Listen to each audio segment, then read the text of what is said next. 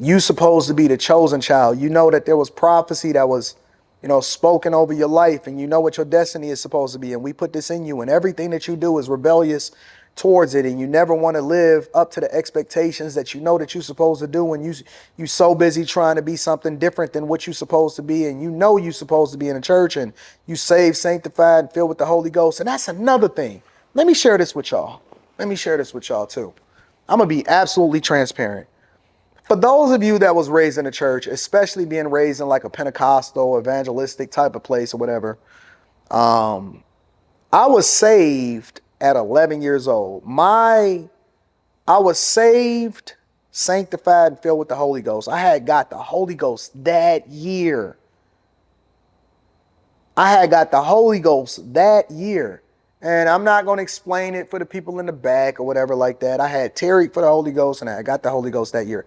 And I remember it like it was yesterday because I got it 2 days before my birthday. I got it on April 11th. I got the Holy Ghost on April 11th that year. And so when you throw that on top of it, and this is just me being transparent. I know a lot of people ain't going to tell you this.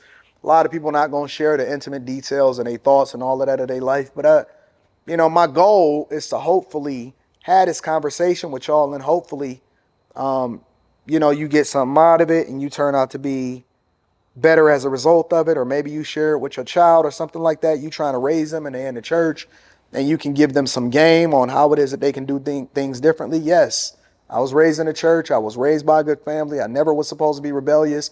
I was running away from my calling and the thing that I thought that I was supposed, that they told me that I was supposed to do. And the interesting thing about it is that I wind up coming right back to it. Today, I am doing the exact same thing, or the exact thing that was prophesied over my life that I was supposed to be doing in the first place. And maybe I'll share some of those stories with y'all also. But I got saved that year. And so the level of disappointment that they had in their eyes, and it was just like, oh my God, I just can't believe you.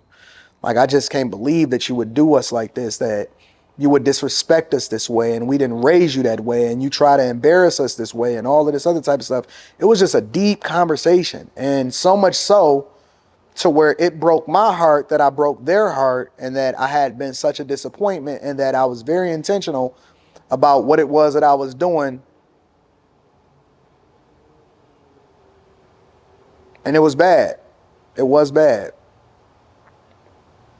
And I was situationally aware, and I knew what I was doing, and I knew what I was getting into, and it wasn't even them. And I know it's a lot of debate that would go on and say, well,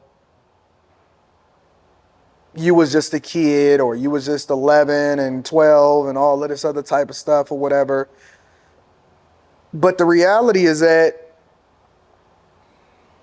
I was situationally aware, and I did know what I was doing. And even though she was older, and it's a lot of people that would say that she should have never been with you in the first place, and it's no way that I'm going to sit here and convince you that, she didn't really even have a choice. She really didn't have a choice, because she didn't know what she was getting herself into. She was out of her league. And again, that's something for y'all to be able to debate, but I'm just going to tell you the real. She never had a choice. She never had a chance at all. It was over the day that she ever started skating with me, and that was it. It just was what it was. I already knew where it was going. I knew what was going to happen, and I played my cards, and I went down that path that I knew was unsustainable. Even back then, I knew it was unsustainable, and it came to a head.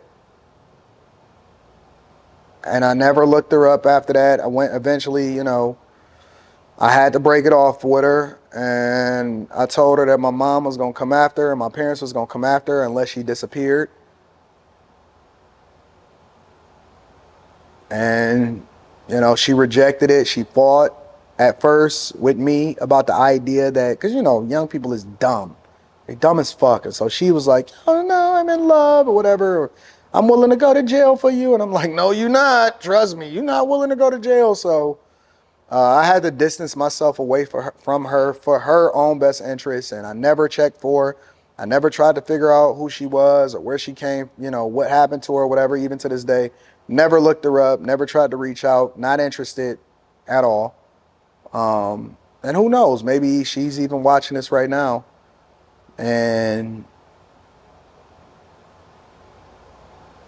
I'm sure that if she was to tell this story, it would pretty much be closely aligned with how it is that I'm communicating it to you right now. And even back then, I lived by a code, and I got a few things that I live by that I do not change. Don't kiss and tell. Stay away from a certain demographic of people. And from that day, it was just kind of like a come to Jesus moment. And it wasn't that I never did anything else to disappoint my parents, because that's what kids do, you know what I'm saying, as they get raised. But that was a transformational moment for me, because they didn't discipline me in a way that I thought that they was going to discipline me. And I was more hurt by the fact that, like, I almost wanted to be disciplined like that in order to be able to feel something, or to at least let them get out, because I felt like, because I deserved anything that had happened to me at that point, but they didn't. And it was like they let me live with it, which completely changed my perspective about rebellion and how I seen life. And it was like, yo, you want to be a grown man? Okay, own that shit. And so again, I had to let her go, which I did, much to my disappointment, because she was paying my pager bill, and she had bought me a pager, and she was buying me clothes and all of that other type of stuff. And I was driving her Jeep. Oh man, that was too funny. I was driving her Jeep and all of that. But yeah, man, growing up like that and being in those type of positions, it gave me a different perspective and disposition towards people and the people my age, because one of the things that wound up happening was my parents, it wasn't just that situation that caused it, but it was other situations that I was going down the wrong path. I was starting to get caught up in the streets, and I started getting caught up in the worst parts of the culture and all that other type of stuff. And I was going down a very, very, very dark path.